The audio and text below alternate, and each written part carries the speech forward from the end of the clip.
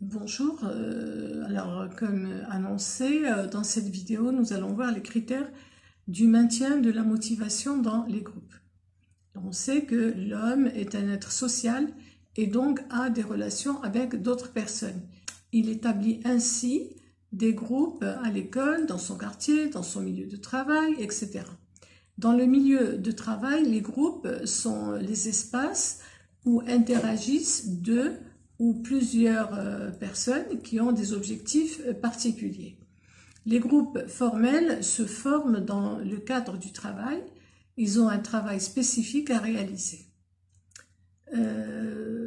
Les groupes informels sont, par exemple, des groupes d'amis, des groupes dans lesquels chaque personne en fait partie parce qu'elle veut, parce que les membres ont des affinités communes. Le comportement des groupes est un problème, même pour les responsables qui cherchent à comprendre leur développement. Alors, comment se forment les groupes? Au niveau du conflit, quelle situation de conflit est due aux règles de chaque groupe? Au niveau de l'établissement, des façons d'agir à l'intérieur du groupe. Est-ce qu'il y a une normalité? Est-ce qu'il y a un accomplissement quand l'objectif est réalisé parce qu'on s'est joint au groupe?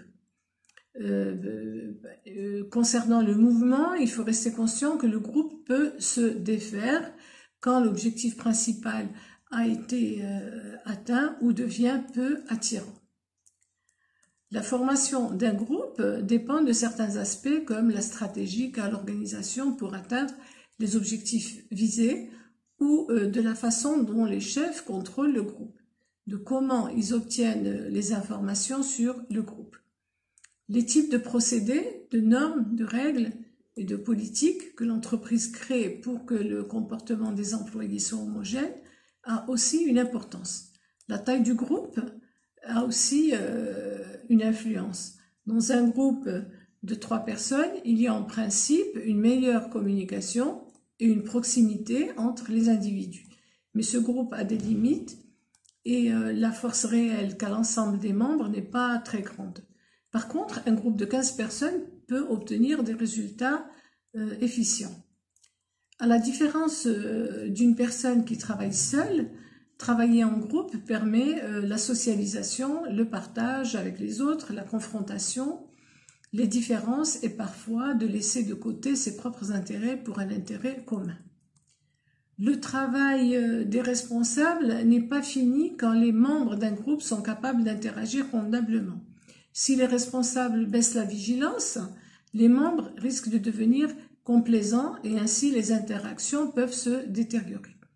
Les responsables doivent toujours contrôler, dans le sens positif du terme bien sûr, guider de temps à autre, chercher que les collaborateurs se développent davantage et encourager à l'atteinte des objectifs plus élevés. Ceci, bien sûr, doit être récompensé d'une manière ou d'une autre pour qu'ils continuent à répondre de manière efficiente. Les hommes travaillent, je parle des hommes avec un grand H, travaillent parce qu'ils se sentent bien avec leurs collègues, avec leurs superviseurs et avec les responsables.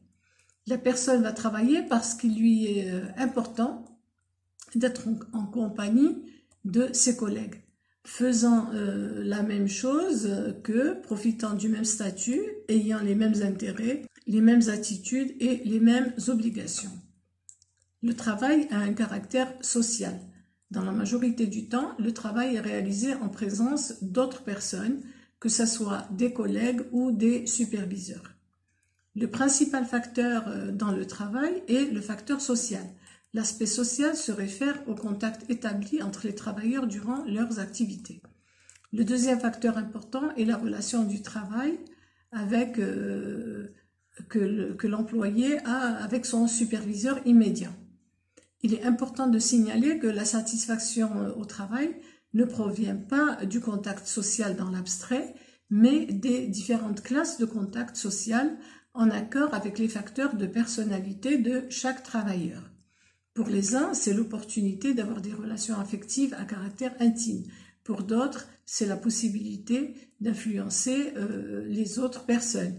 Et encore, pour certains, c'est la recherche de protection des superviseurs. Le prestige d'un individu est très souvent la récompense du poste occupé.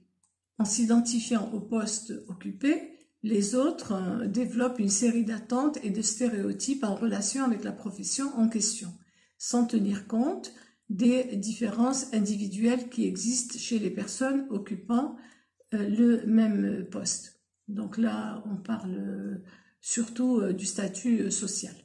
Le prestige d'une profession est un des facteurs motivationnels qui attribue à l'individu une attirance vers cette profession. Un poste permet un plus grand statut qu'un autre et la personne en recherche de possession s'identifie plus facilement aux professionnels de plus grand statut. Pour un même poste, la motivation pour travailler peut provenir du niveau que le poste occupe dans la hiérarchie. La notion de prestige d'un poste est clairement relative à la culture de l'individu, à la subculture du travail. Dans un groupe déterminé, les professions techniques ont tout le prestige, dans d'autres groupes, ce sont les arts, etc. Alors, concernant l'efficacité, la production peut être considérée d'un point de vue économique ou d'un point de vue plus large.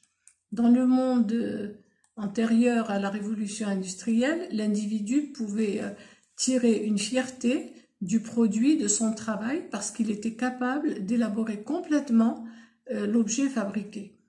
Aujourd'hui, à l'époque industrielle, l'individu ne fait qu'une partie minime du processus de production est toujours la même. Il ne profite pas du produit de ses efforts parce qu'il ne sent pas la satisfaction d'un travail achevé. Alors, selon Marx, c'est un travail aliénant. White, quant à lui, propose une nouvelle vision de la motivation ayant pour base le concept d'efficacité, c'est-à-dire la sensation qui résulte du travail bien fait. Ce serait un mécanisme inné. Ce facteur aurait une importance centrale dans les travaux qui requièrent un haut niveau d'habileté et d'entraînement. Alors, pourquoi les hommes travaillent? Les complexes motivations qui poussent les hommes à travailler ne peuvent être expliquées simplement, comme travailler pour l'argent ou pour satisfaire les besoins. Nous travaillons pour l'argent, certes, pour le besoin d'être actif, pour le besoin d'avoir des interactions sociales, pour avoir un statut social et pour sentir que nous sommes efficients et que nous sommes fiers de notre travail. La satisfaction au travail contribue au bien-être général de l'individu et à son sentiment d'auto-estime. L'homme a de nombreux besoins physiologiques, psychologiques et d'autres relatifs à sa culture. Le travail permet de satisfaire ses besoins et d'avoir le sentiment d'être important par rapport à soi et par rapport aux autres. Quant à l'importance de la motivation dans la dynamique des groupes, certains concepts comme la productivité, le bien-être général, le stress, les relations de travail, les relations familiales, les relations affectives et l'autoréalisation ont une influence certaine sur de multiples aspects de la vie au travail et de la vie personnelle. Concernant la productivité, quand la motivation intrinsèque et extrinsèque augmente, la productivité au travail augmente aussi.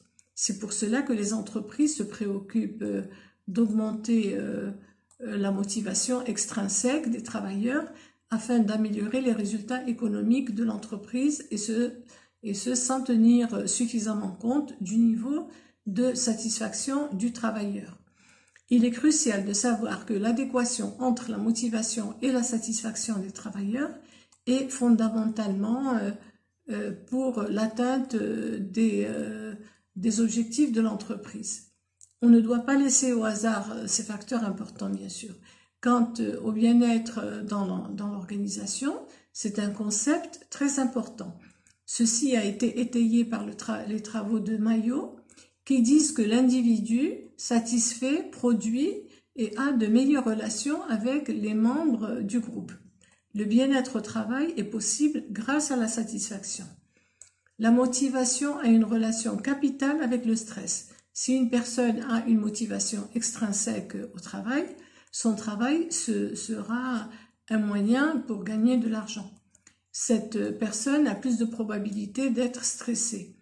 Ceci parce que nous vivons dans une société hédoniste et de consommation et où gagner plus d'argent est devenu un objectif principal de la personne. Ainsi, celle qui ne gagnera pas assez d'argent connaîtra l'insatisfaction et le stress. Il est donc nécessaire que le travailleur soit motivé de manière intrinsèque dans l'entreprise pour que le travail soit une fin en soi, satisfasse ses besoins d'autoréalisation et permette de se sentir utile et capable. La motivation et la satisfaction au travail qui produisent un effet positif s'étendent aux relations sociales, affectives et familiales. L'influence de la motivation et de la satisfaction dans l'autoréalisation est d'une grande importance parce que si une personne est intrinsèquement motivée au travail, elle connaîtra une plus grande satisfaction, sera plus compétente, plus créative et se réalisera dans ce qu'elle fera.